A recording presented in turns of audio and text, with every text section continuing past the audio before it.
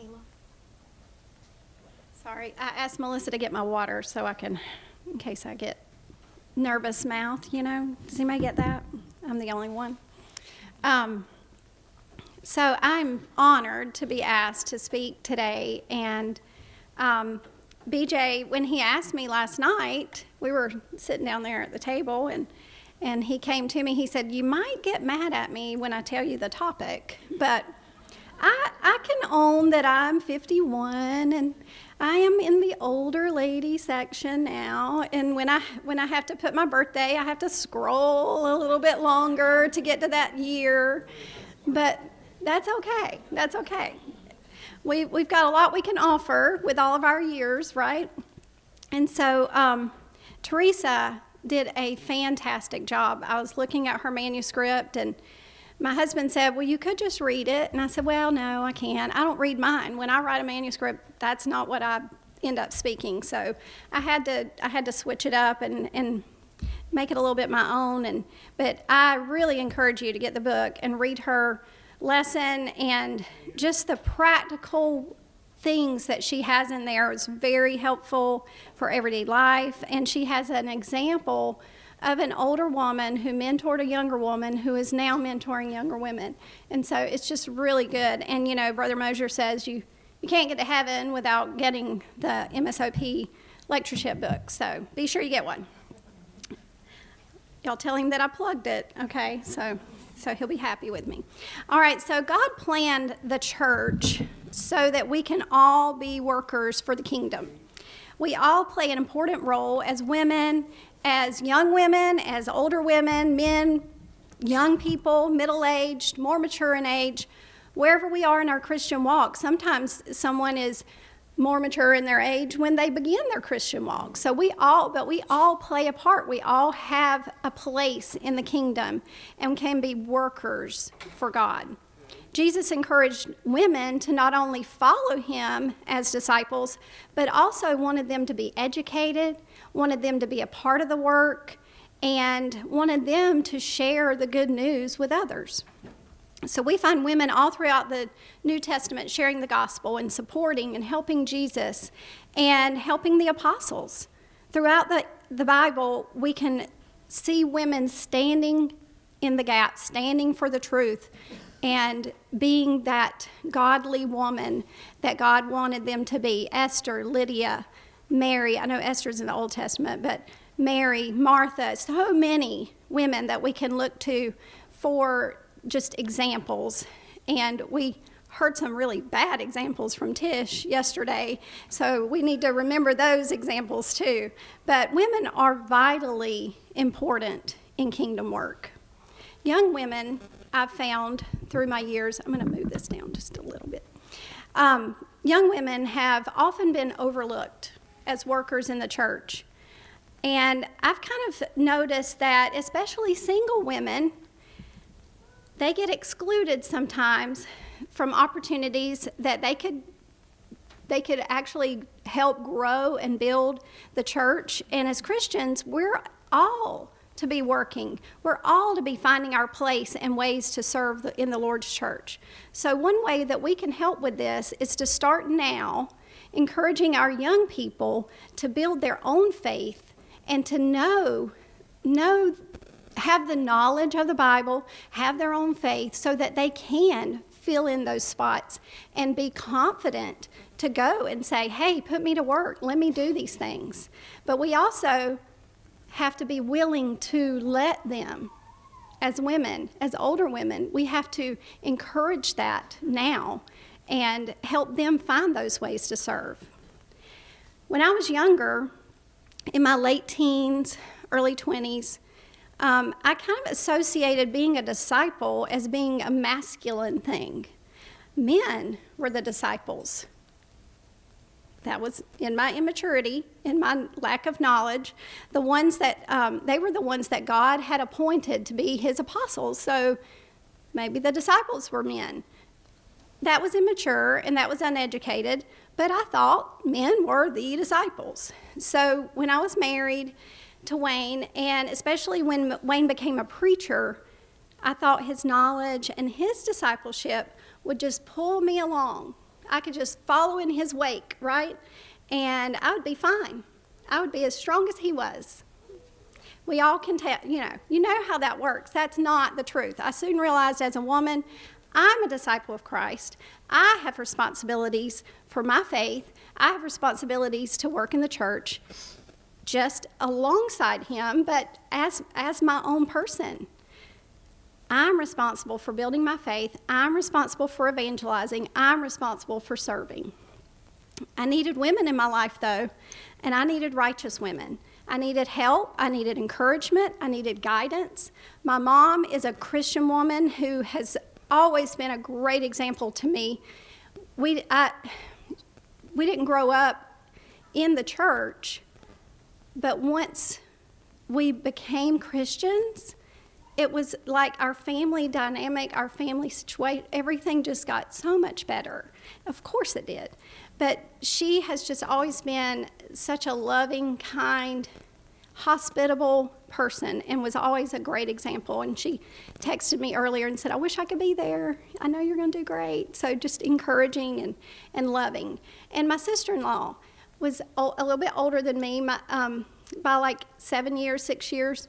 And so she was always a great example as a Christian woman for me. And then through the years, and I think as a preacher's wife, I've gotten to meet so many women through the years, and that's such an advantage of being in the work like that. You just meet people all over the place, and I'm so thankful for those godly women who had the patience with me and helped me and lovingly guided me and encouraged me to step up, to step out of my comfort zone, to speak, to teach, to evangelize. I've had women who taught me, loved me, encouraged me, and I will forever be thankful to God for all of them. Last night, like I said, when Brother BJ asked me to fill in for Miss Teresa, Tish said, you've got this. She's always the encourager, isn't she? She's just so kind. And I was once told, I think it was Sister Elkins told me, when you are up there speaking, because it was my first time speaking at the lectureship, and she said, we're not out there taking notes to judge you. We're not counting points, and because, it's intimidating to sit amongst those who teach you, right? She said, we're there for you. We're rooting for you because you're the next generation. And so as older women, we need to be encouraging our younger women, be rooting them on, be their biggest cheerleaders in the church so that they feel like they can do things.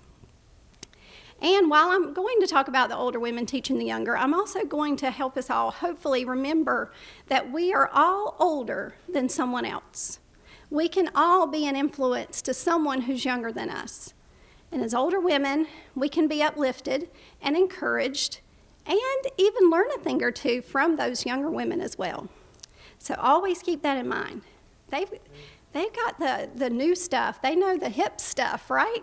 So just always be open, whatever age you are, to learn from someone older than you.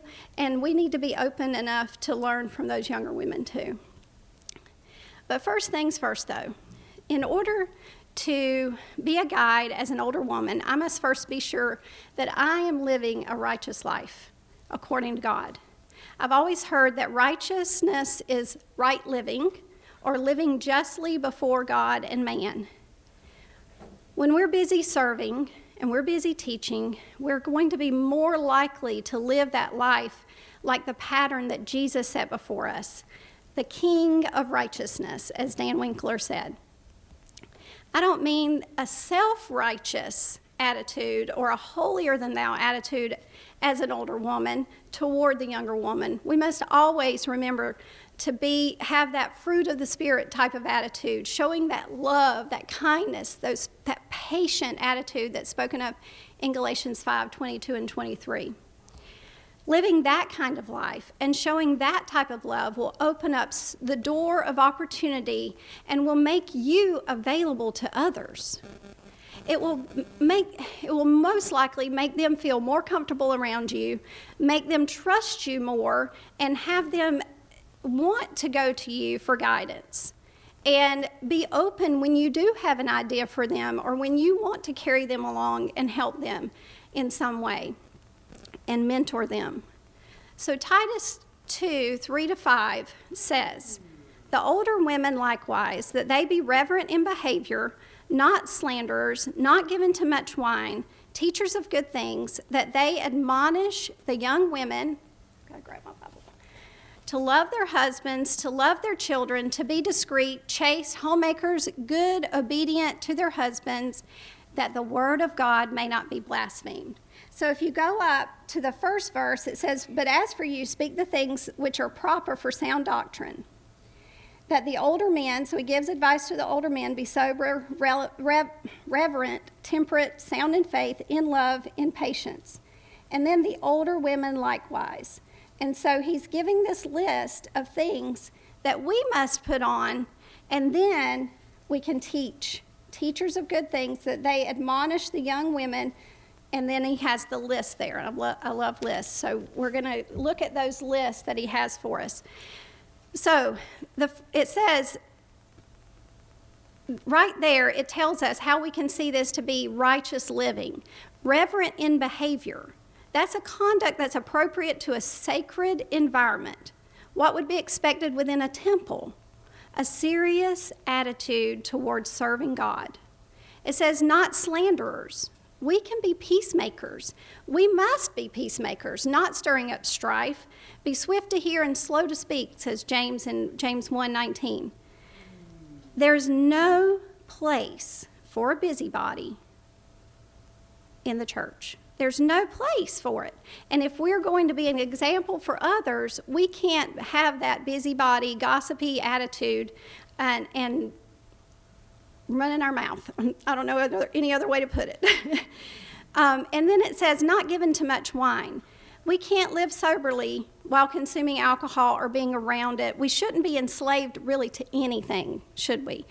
And here in particular, Titus is warned about alcohol and to not become enslaved by it.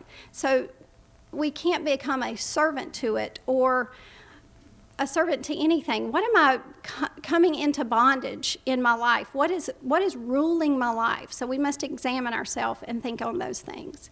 And then it says to be teachers of good things. And then admonish the young women to love their husbands.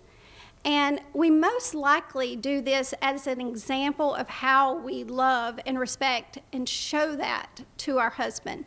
People see how we love our husband often.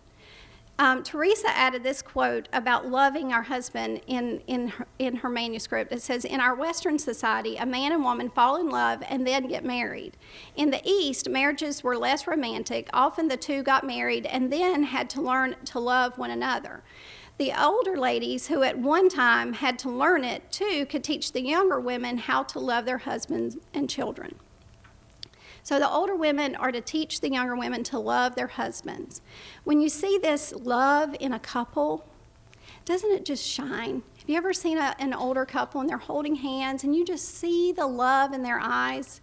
It's really unmistakable and so heartwarming to see that.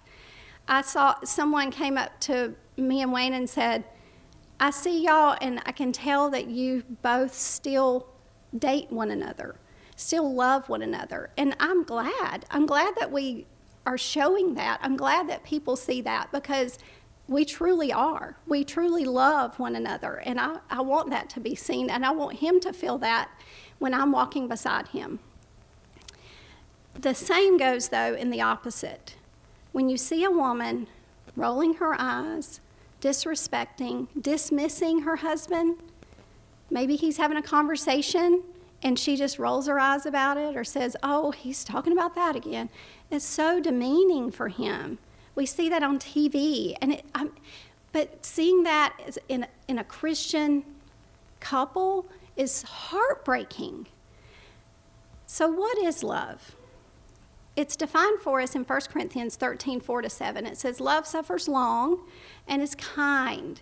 Love does not envy. Love does not parade itself, is not puffed up, does not behave rudely, does not seek its own, is not provoked, thinks no evil, does not rejoice in iniquity, but rejoices in the truth, bears all things, believes all things, hopes all things, endures all things. Love never fails.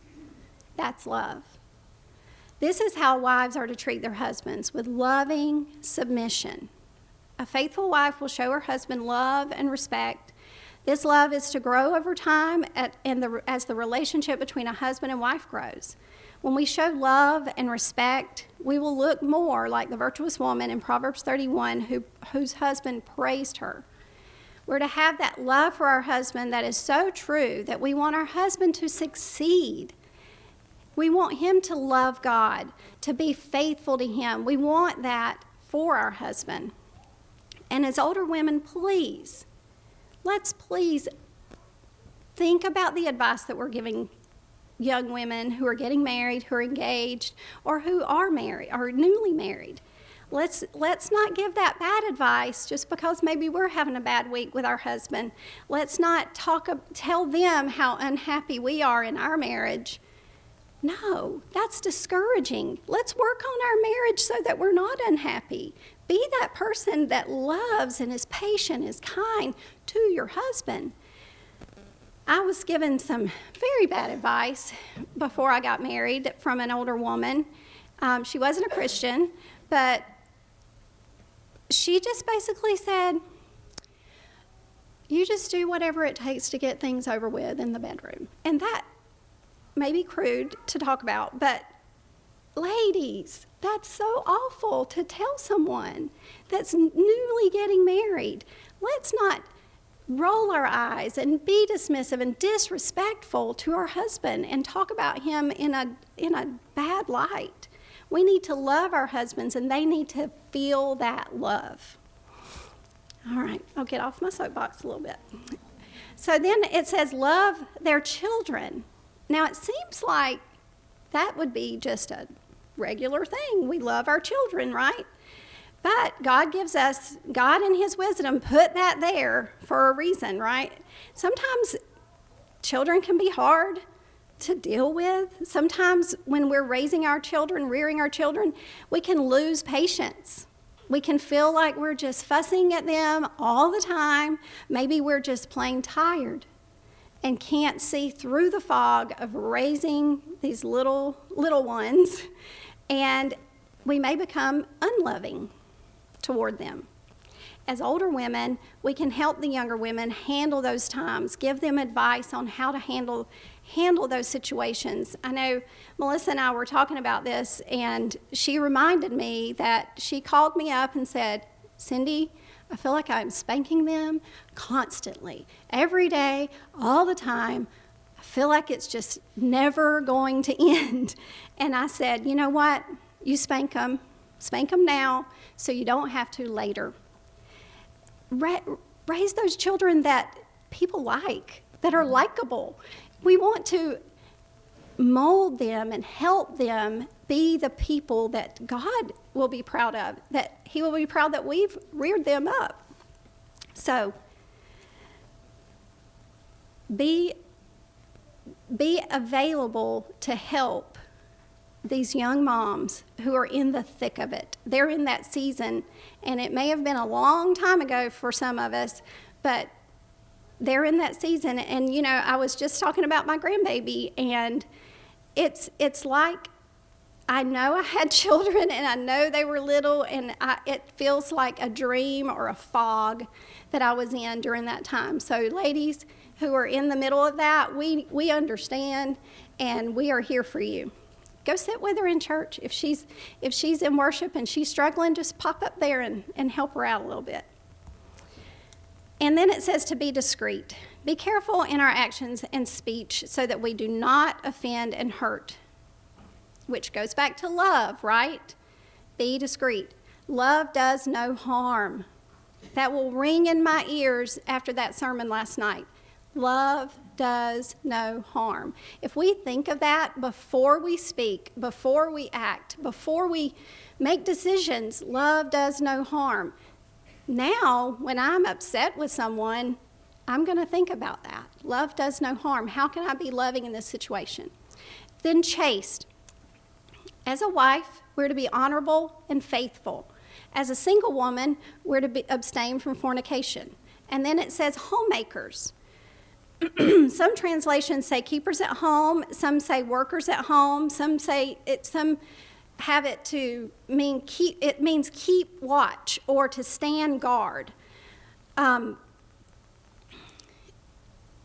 it says workers at home, keepers at home, it doesn't mean that they can't do something outside the home to earn money. We should be in the business of making our home a place of security, a place of peace, a place of love. Sometimes we see this as only being a stay-at-home wife, but we can keep our homes and also work outside the home if that's what's necessary. I've been on both sides of that, and it seems that God has given us examples of both. And women who were industrious and worked, and others who were at home and didn't seem to work outside the home. We have Proverbs 31, we have Acts 16:14, but to stand guard, to keep watch. Don't allow things, as moms, we mustn't allow things in our home that's going to cause harm to our children. And maybe you don't have children, maybe it's you and your husband, and it's just Wayne and I at home now, and I still keep watch. I still stand guard. I don't want anything to come into my home that's going to wreck our marriage or cause harm to him in some way, to make him feel less than. So we are always to be keepers at home, whether we have children or not. Beware of what's on TV, what's on your children's phones. Maybe that means looking at their text and seeing who they're talking to. What games are they playing? What books are they reading? All those things. Guard the home. Be those watch, stand guard and keep watch. And then it says to be good, to live godly lives, righteous living. Their thoughts and actions are in accord to God's will. And then it says they are to be obedient to their own husbands, recognizing their husband is head of the home, submitting to him, as we discussed earlier, but respecting them in that role. Ephesians 5:22 and 1 Peter 3:1 and 5. It says, being obedient to their own husband. Some women really get tied in knots about that verse, that part of it. But all throughout Scripture, we're told to be obedient. We're told all about obedience. We obey because we love. Jesus always expects obedience. Hebrews 5:9 says, and having been perfected, he became the author of eternal salvation to all who obey him. If you love me, keep my commandments, he said. If you keep my commandments, you will abide in my love, just as I have kept my Father's commandments and abide in his love. John 15:10. He tells us to obey the Father. So our submission to our husband is an opportunity to show love for God. God puts things in place for us and the ways to be pleasing. We're given all those examples. We're given the commands. We're given the ways that we can please him. Submission is no different. He put this in place so that our marriage could look like he designed it to look. 1 Peter 3:5-6 says, for in this manner in former times the holy women who trusted in God also adorned themselves, being submissive to their own husbands, as Sarah obeyed Abraham, calling him Lord, whose daughters you are, if you do and are not afraid with any terror. So we have the example of Sarah obeying Abraham. Obedience to our husband is to be freely given and from the heart.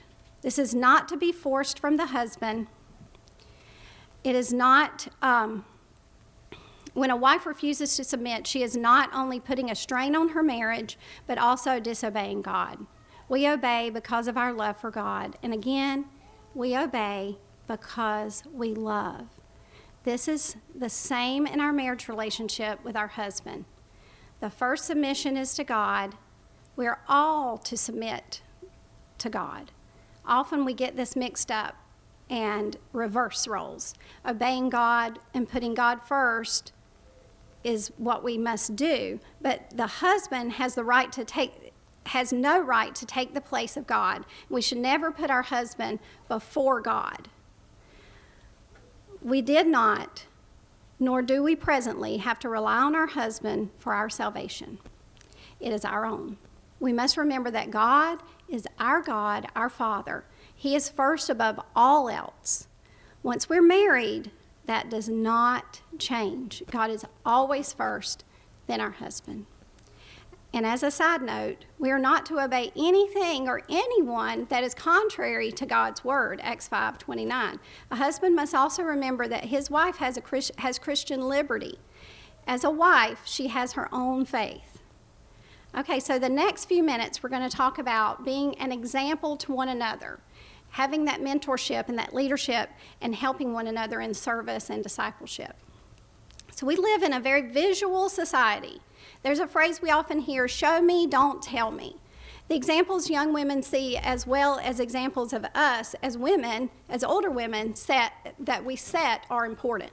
So what we see, what younger women are seeing out of us, what we're seeing, it's all important. What we're doing is important. As Christians, a disciple of Christ, as a Christian, you can influence those around you in school, in work, in the church, during extracurricular activities you may be doing. You will be noticed in the way that you are different. If you're fitting in, check yourself. If nobody ever says anything that you're doing is different, check yourself, because we are to be different. It's vital that we realize the ways that we can influence and inspire one another by our speech. People notice. They notice if you're gossiping, and they notice when you're not. When you won't get involved in it, that's very noticeable. Also, what are we typing? What are we liking on social media? What are we saying, or what are we commenting? What are we tweeting, or whatever it's called now that it's X? What are we posting on whatever platform or medium that you're using in social media to communicate? What are we doing? Think about your speech. That's part of your speech. And then our actions. What are you doing each day to influence for good? What are you doing to inspire those around you? What are your actions doing to encourage someone or serve in some way? And I know I'm saying, what are you doing? But I'm talking to myself. Trust me. Our reactions. How are your reactions to things? Are you different in your reaction as the next person on the street? Are you quick to react negatively? Do you show grace to people? And what about your ability to be that salt and that light in the world? Commit yourself to the Lord. Seek first the kingdom of God and his righteousness, and all these things shall be added to you, Matthew 6:33. So we each, as disciples, have opportunities to be involved. We are commanded to edify one another. Therefore, pursue the things which make for peace and the things by which one may edify another, Romans 14:19. And then Ephesians 4:16, obviously this is one of my favorites, from whom the whole body fitly joined together and compacted by that which every joint supplieth, according to the effectual working in the measure of every part, maketh the increase of the body unto the edifying of itself in love. Joined together, working together, loving together. So what are ways to encourage the younger women to be involved? These really work for all ages. I'm just going to, I got ahead of myself. Okay, I'm going to list them all out, and you put it where it applies. So things that we can do to edify and encourage one another. Attend gospel meetings, attend ladies' days, seminars, all of those things, lectureships. Be involved with the youth. Whether you have children or not, you can still help. You can help with teen activities. You can encourage them. Always, you can teach. Invite your friends to services. That may seem simple, but for some, it's really hard. We get afraid of rejection, and fear is false evidence that appears real. Wayne teaches the fishers of men, and they say that. So when you have fear of rejection, that's a false thing. It may not feel very false whenever you get rejected, but just keep on keeping on. And we can be there for one another to help one another be able to do that, feel strong. Be available to help. And on the same coin, Be willing to take directions when you want to help. Be willing and ready to teach and share the gospel. Take a class like Fishers of Men or the School of Evangelism to gain that confidence to teach others. Have a heart for service and help share that. Jesus taught us of service in John's account of his life. John 13, 4-5, he said, "He riseth up from supper, laid aside his garments, and took a towel, and girded himself. After that he poureth water into a basin, and began to wash the disciples' feet, and to wipe them with the towel wherewith he was girded." And then it says in Philippians 2, 5-11, he lowered or humbled himself to the form of a servant. Paul wrote, "Let this mind be in you, which was also in Christ Jesus, who being in the form of God did not consider it robbery to be equal with God, but made himself of no reputation, taking the form of a bondservant, and coming in the likeness of men, and being found in appearance as a man, he humbled himself and became obedient to the point of death, even the death of the cross. Therefore," what's that therefore? Because God also has highly exalted him and given him the name which is above every name, that at the name of Jesus every knee should bow, and of those in heaven, and of those on earth, and of those under the earth, and that every tongue should confess that Jesus Christ is Lord, to the glory of God the Father. We can be the righteous women striving to be like Jesus when we are serving and humbling ourselves like Jesus did. Paul also taught about service to one another in the Galatians letter, Galatians 6, 7-10. "Do not be deceived, God is not mocked, for whatever a man sows, that he will also reap. For he who sows to his flesh will of the flesh reap corruption, but he who sows to the Spirit will of the Spirit reap everlasting life. And let us not grow weary while doing good, for in due season we shall reap if we do not lose heart.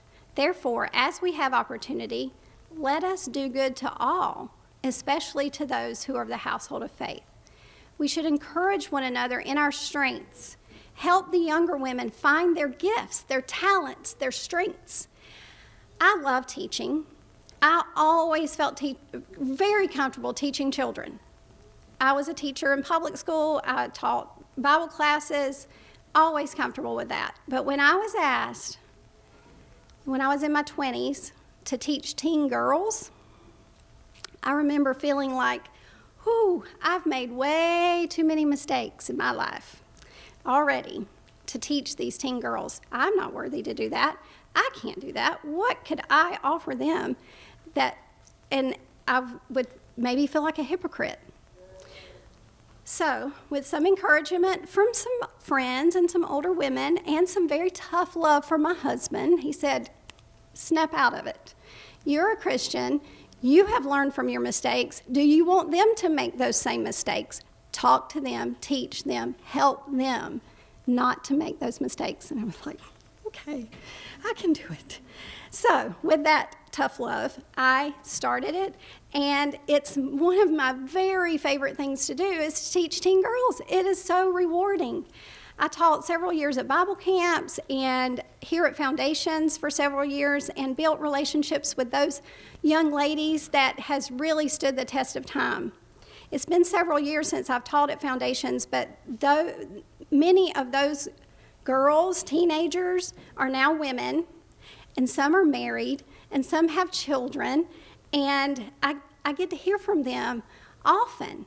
And through the years, I've been messaged maybe on Facebook or gotten a text, because I would always share my phone number with them, and they would message me about relationship problems, with Bible questions, with friendship advice, or needing friendship advice, just many things. And two of those girls are now my daughters-in-law.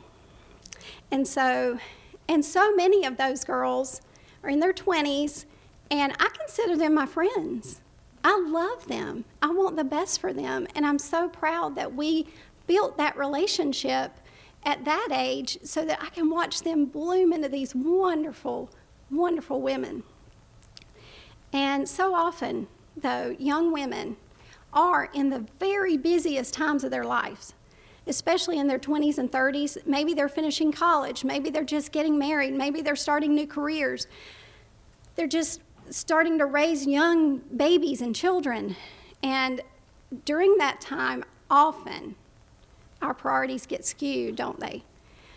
Studying the Bible, growing our faith are all pushed aside because of that daily grind, getting up in the middle of the night with babies and just trying to figure out your marriage, trying to figure out what am I going to do after college, what's happening in my life, and it's just this very busy season. And oftentimes when those priorities get skewed, your growth in your Christian walk will plateau. I know that's my personal experience. It just plateaued. I just put it aside and thought, I'm still going to services. I'm doing the best I can, and we can only do the best we can, but we can step up and keep. This is going to only weaken your commitment to God whenever you think, I'm going to have to just push all this aside and only do these things. But a young mom may struggle to see the importance of having her children at Bible class and worship services, thinking that she's distracted and maybe feeling like she's not getting anything out of it, or trying to keep them quiet. But as older women, we must encourage her. We remind her that she's not only showing her children an example by being there, but she's showing that to others. And maybe other women who are pregnant or going to have a family one day, maybe those teenage girls are watching her saying, she's juggling that, and you'd be amazed. You think you're struggling and look like you're disheveled, but those young girls are looking at you like, wow, she's really got it together.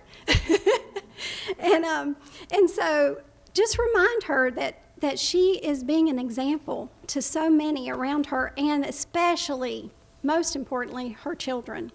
Her commitment to God is shown just by showing up. A single woman may also feel that she doesn't have a place in the kingdom, but she should be supported and encouraged to be involved as well. There may also be times when someone says something that maybe is insensitive to young women, or maybe they don't feel like they fit in, or whatever causes them to just want to skip out of Bible class or socializing with Christians, or even neglect worship. We need to have those on our radar.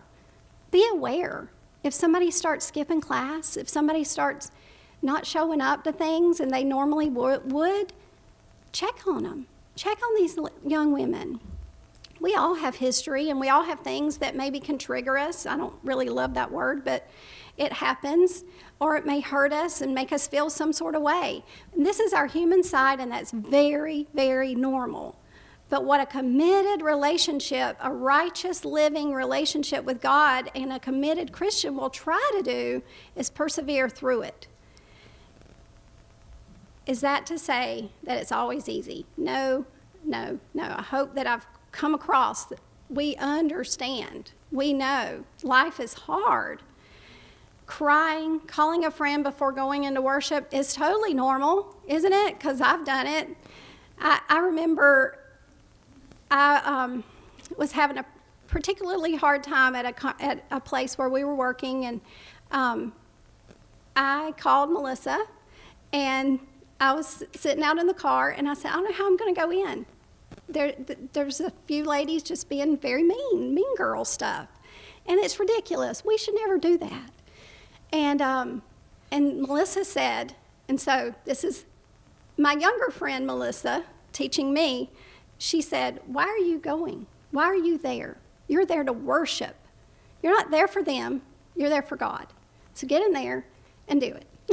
And so I did, and I was better for it. And I look back at those times, and I know that was an immature thing to do, but we all have to learn. We grow from those hardships. And would I handle things differently now? Certainly. Can I help other preachers' wives maybe that are going through something like that?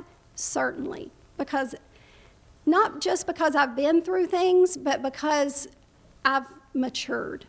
And so always be on the lookout for your preachers' wives, and, just make sure they're loved.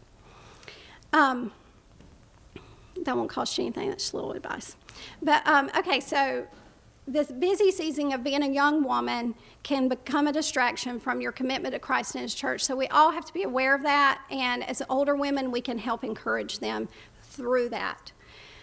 So these are some practical things. We can encourage the younger sisters who are feeling weak in their faith or overwhelmed or even sometimes feeling like they just don't have a place in work. Remember what Paul admonished the Christians in Galatia. He said, if a man is overtaken in any trespass, you who are spiritual, restore such a one in a spirit of gentleness, considering yourself, lest you be tempted. Bear one another's burdens, and so fulfill the law of Christ. I will never forget and always appreciate the older women who encouraged me to teach a ladies' Bible class. You know, Tish yesterday was talking about turning red from like not taking her medicine. Well, I tend to get hives when I get nervous, and I'm a little bit sweaty right now, but I always get nervous, and I think it's a respectful thing for God's word. I just want to always do the right thing and say the right thing. And but I was asked to teach a ladies' Bible class. Now, this was still at that same place. Those ladies wouldn't make me, you know, they wouldn't let me alone. But I began. When I began doing that, I was just like, oh, they were asking me, you teach the lady, just one. It wasn't like a whole 12 weeks, just one. I was so scared, but I stood up there. I remember I had the book and I had my notes, and I started, and of course I was just like reading everything and probably was only going to be up there 5 minutes, but I turned so red, they did stop me, and they said, are you okay? And I said, yes, I'm okay, I have to keep going. And so, but that helped me get through that fear and helped me be committed, and I snapped out of that and became a committed teacher, and I absolutely love it. And I'm so thankful that they said, you can do it. Get up there. We're for you. And that's been my experience. We can encourage that. And we have a ladies' Bible class at Eastside, and we've encouraged some ladies who have never taught a class, because we just do it once a month, and they can choose one class. I even offered to, like, if you want to do half the class, I'll do the last half, you know, whatever you want to do. And we've had, like, I know 5 ladies who have never taught ladies' Bible class teach. And it's just so encouraging, and young and older that had never taught. And so just we can encourage and help others teach. Find your talent. Maybe you find helping plan events very easy, and you love organizing those things, making those lists and doing those things. Maybe doing one-on-one Bible studies is your jam. Maybe drawing or writing is your talent. Find a way to do that.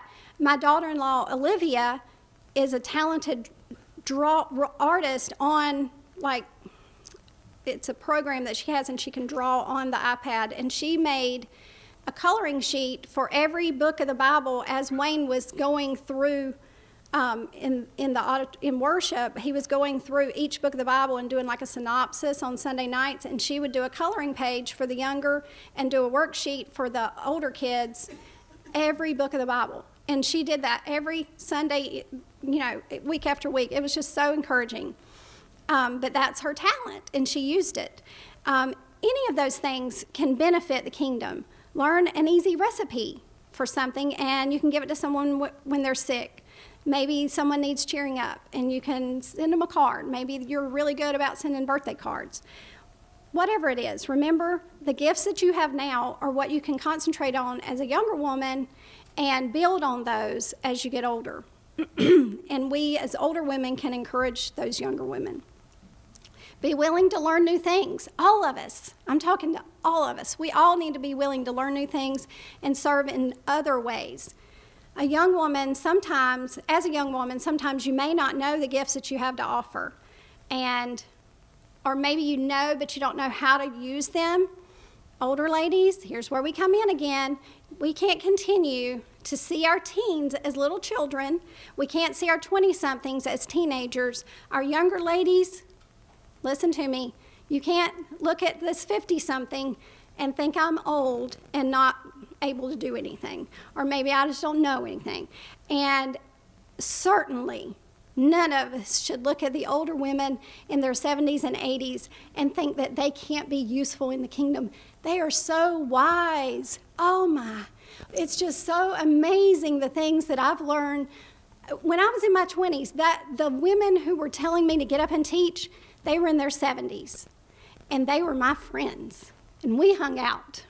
And they taught me so much. And one of them drove an RV. She was a sojourner. I don't know if y'all know what that is. It's a group of people who are retired and they get in their RVs and they go about doing the kingdom work. And you can tell I've been inspired by that because of what Wayne and I are going to be doing. But she is the one that Wayne had been coming up to Memphis to the lectureships for years. And he had never come to school here, but he was coming here for the lectures. And she said, you should come. We'll pay for you, and we'll help y'all. You come. We're going to be in our RV. We'll help y'all get a hotel, and y'all can come and stay. And we did. And that was my first year coming. The boys were real little. And the next year, we came to school. And because I listened to that wise woman, she knew that we were ready. She knew that Wayne needed that. And she encouraged me to come with him because he could come and I still wouldn't know anything about the school, not really. And so we came that year, and then the next year we came to school. And the rest is history. But older ladies, we must encourage and include our younger sisters. There are times when we have opportunity to serve in the kingdom and we just go and do it. I know sometimes that's the easiest thing. I know how to do this, I'm just going to go do it. But why not instead look around and find that younger woman that you can mentor to help you do that? And it's so much more fun. After all, as I've mentioned, we're commanded to teach the younger women. You know, it just makes life a lot more fun when we bridge those gaps, when we don't act like there's generation gaps. I'm going to talk about that in a few minutes, but we need to build those relationships. This is going to be key in having influence with younger women. It begins with love. It begins with respect for the younger women, and older women respecting those younger women.